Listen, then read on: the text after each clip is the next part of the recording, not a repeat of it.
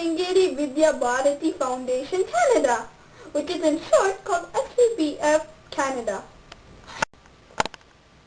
Here in Toronto, SVBF Canada is building a temple, and the architect for the temple is a very famous Sthapati called Jayendran Sthapati from southern India.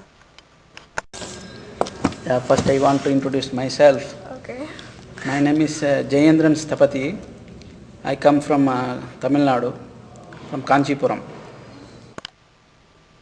We are the youth committee and we would like to learn more about the construction of the Hindu temple based on ancient Hindu scriptures and the significance of its process here in Canada. Our first question is, where did you learn this type of architecture?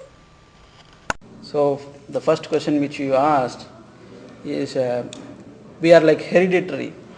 From so many generations we are learning this Silpa Shastram, and each generation we are passing the Silpa Shastram. And we learn like that, and from our childhood we learn from our father, and then we practice this. Sthapatis have put in lots of hard work to pass the art of building temples to the generations after them. Why does the Sharadama temple in Toronto special? Special in sense, Sringeri is in India, near Mangalore. So that was the first Peetham established by Sri Adi Shankaracharya. So he established all matas in India from south to north, like in Kanchipuram, in Dwaraka, in Puri and Badrinath. So this is the new matam which we later on it is established outside the country of, so it is special, I think, in that way. Adi Shankaracharya was an Indian philosopher who lived from 788 to 820 Common Era. He consolidated the doctrine of Advaita philosophy, which is based on the unity of the soul and the Brahman, the Supreme God. Sringeri is a place near the city of Mangalore in southern India, which is special for the Sharadama temple and the Shankara Mutt. We are blessed to have such a unique temple in Toronto. Please join us for the Kumbhabhishekam, which will happen in June 2010. Nanji Vanakam. If somebody wants to become a Sthapati, what kind of training do they have to undergo to do the process? For your question, actually Sthapati means the one who has the knowledge of constructing a temple and making the vigrahas, the idols which we place in the shrine. And it is actually, it deals with more elaborate subject like Vastu, town planning, village planning, and etc. But nowadays, Sthapati means they are only limited to just a temple building, that is building a Vimanam, Gopuram and all.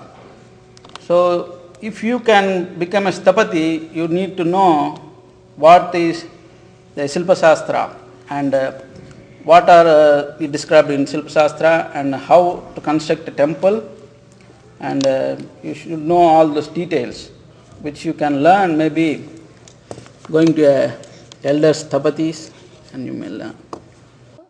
Does a Sthapati plan out which statues of gods are on the temple towers and which color they should be? Yeah, definitely. See, actually I said like earlier, Silpa Shastra is basically divided nowadays in two parts. Like one is temple construction, and that is known as Prasada Lakshana. The next one is Pratima Lakshana, that is construction of the idols. In that, each temple has each level like layers, which is described as Upapeta, Adhisthana, Stambhavarga, Prastara, Karnakota, Prastara, Shikara, Stupi. Like that, even the idols has their parts like leg and Pada, Janu, Janka, Uru, Nabi, like that each part. So there are details about how to construct, how to make an idol. And what you asked, there are specific colors for specific murtis. Like Ganapati, you have 32 Ganapatis. In that, each Ganapati is in different colors. So Bala Ganapati, one sloka is there. Karasta Katali Chutam Panasekshuka Modakam Bala Surya Mimam Vande Devam Bala Ganadipam. In that, it describes as Bala Surya Mimam. That is, when the sun arises, that is known as Bala Suryam. So it is like a red color. In that color, the Ganapati, the Bala Ganapati is in. So like that, each Devata, there has the Dhyana Shloka in which it is described in which color it has to be. My first question is, does a Stapati have to be a Hindu? That is a critical question. But see, Stapati is basically for Hindu religion. So he makes the God believing as the God he is creating it. So definitely he should have some faith, and he should be a Hindu and have a faith in Hinduism. Then he can prepare the gods like that. But just making the idol anyone can do, because nowadays even we have the Muslims Shilpis work with us, and anybody can do it just for working on that. But basically if he has a faith, he becomes a Hindu. That's all. My next question is, does each god have to have a specific seating spot in a temple? Yeah, definitely. See, the seating spot of the temple is known as Parivara. Actually, the main deity we are having in the center, it resembles that temple. Like if we have a Shivalaya, in middle we have the Shiva shrine. So it has Ashta Parivara, sub-shrines for the temple. So we have Ganapati in the northwest corner, that is Nairiti, and Subramanya in Vayumula, that is southwest. And here we have Vishnu, and Isanya we have Navagrahas, in east we have Nandi, and Agneya we have Durga, or we have the kitchen for the temple. Like that, each temple has its own parivara. According to that only we can put the sub-shrines and sub-deities. We cannot put any deities in any place.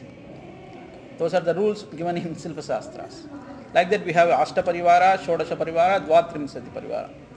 So as we elaborate the temple, we have so many sub-temples and so many sub-deities. Now I understand why I see Lord Ganesha always on the right-hand side of the main deity. Please join us for the Kumbhabhishekam happening in June 2010.